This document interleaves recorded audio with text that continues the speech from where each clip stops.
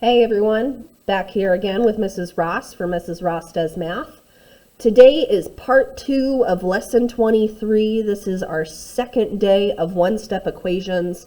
On our first video about one-step equations, we did some beginning to intermediate problems of difficulty. Today we're going to move more into the intermediate advanced problems, all right? So if you haven't watched part 1 yet, please do so before you watch part 2. I will go ahead and tag that video with this. And as always, if you have any questions, please reach out to me. I am here to help any way I can. Let's get this started. Once again, our essential question is, how can I solve one-step equations using inverse operations? Now, last video, I talked about that inverse operations are opposite mathematical properties. So an inverse operation for addition would be subtraction, or a positive number would be a negative number, and the opposite of a negative number would be a positive, and vice versa. Okay? Now our inverse operations with multiplication would be division, just like our inverse operation of division would be multiplication. So we're going to be using a bunch of this today as we continue to go through this. All right. Now, today's lesson is a little bit different. Okay. Typically, if you were here in the classroom with me, I'd be giving you a handout. We'd be, putting and taping a bunch of things into our notebooks. This one's a little interesting. All right. So what I'm going to have you do is I'm going to ask that you draw 8 boxes.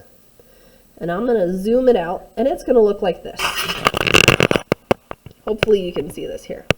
Okay, 8 boxes. All right.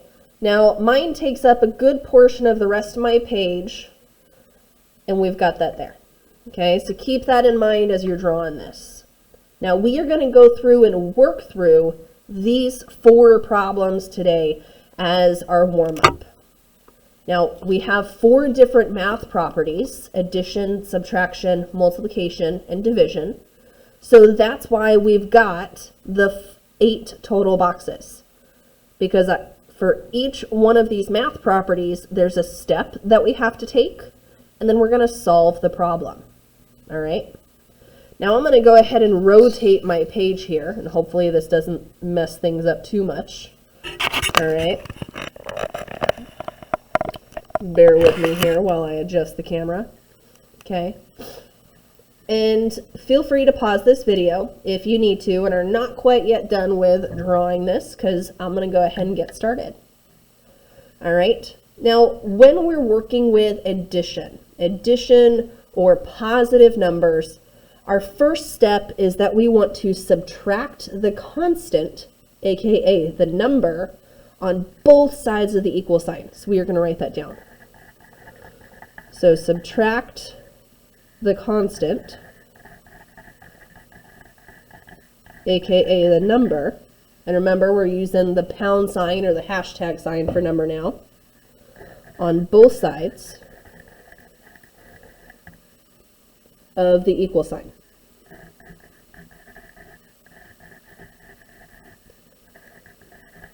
Now I'm going to use equal to indicate equal sign from here on out.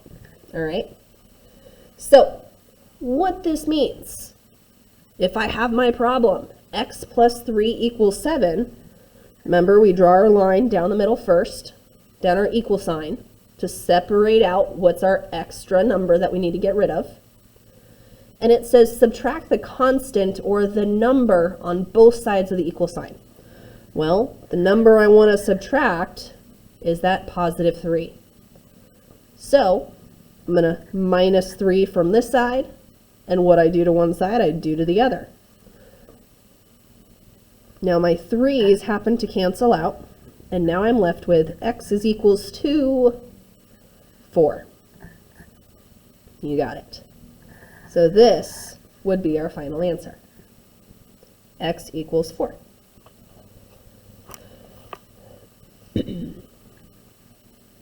All right, here we go. Moving on to subtraction.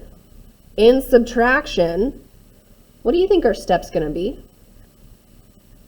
Our step is that we are going to add the number to both sides of the equal sign. And see, now I don't even have to write equal sign. I can just write the equal sign as a symbol. Okay, so for this one here,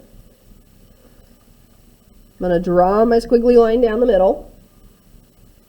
You'll thank me for that squiggly line later. And now I have to get rid of that minus 5. So, minus 5, what's the opposite of a minus? It's a plus. And like it says up at the top, I'm going to add the number to both sides. So I'm going to add 5 to both sides. And that's going to give me x is equals to 12. You got it.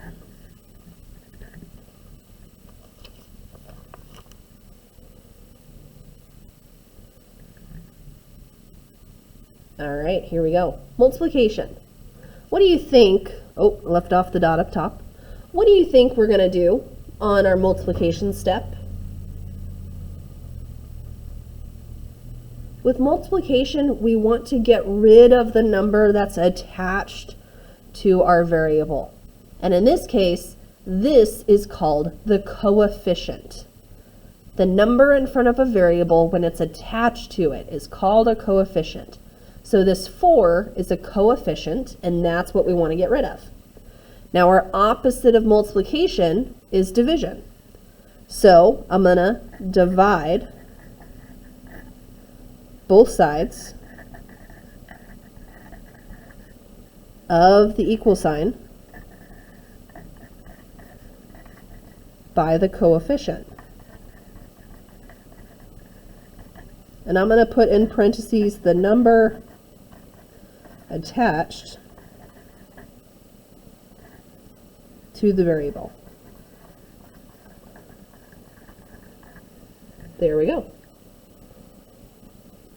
So the number attached to the variable. So for this, let's go ahead and divide. We're going to draw our squiggly down the middle.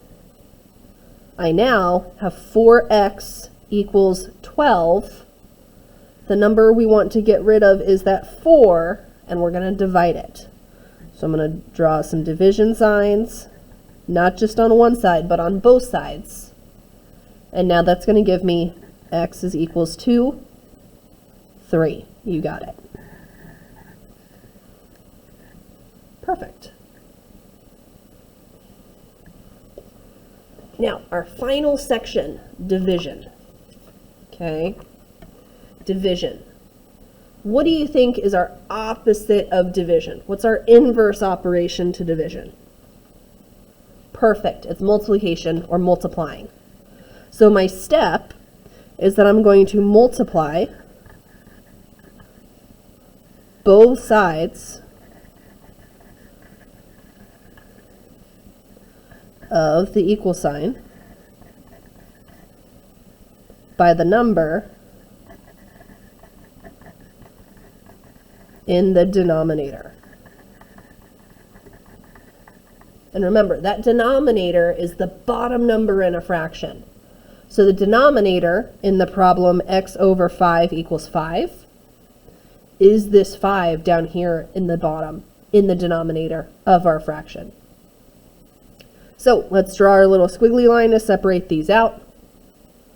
And then we're going to multiply by 5. And remember, we don't use a dot we don't use an x anymore to indicate multiplication. We use a dot or we use parentheses.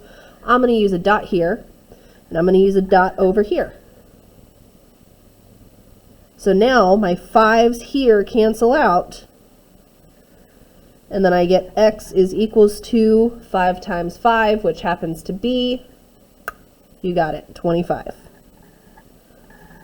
So that is our final answer.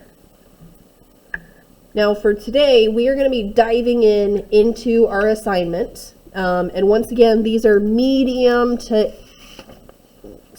just a couple of hard problems that I've thrown in here for you. And there are 15 of them, and I know you guys can do it. Remember, I'm never going to give you guys anything that I know that you aren't capable of doing. I'm going to challenge your brain because that's what good mathematicians do. They challenge their brain. but they don't get upset, or, I mean, they might get upset, but they're not going to give up when faced with difficulty, okay? So if you have questions, if you want to work in small groups on this, that is totally fine. Please reach out to me and let me know. If you're doing this outside of class because you missed, send me an email. I will do what I can. But again, if you have any questions at all, please let me know. I am here to help, and all of the IAs here at school are here to help too. Thank you so very much for watching. This has been Mrs. Ross Does Math.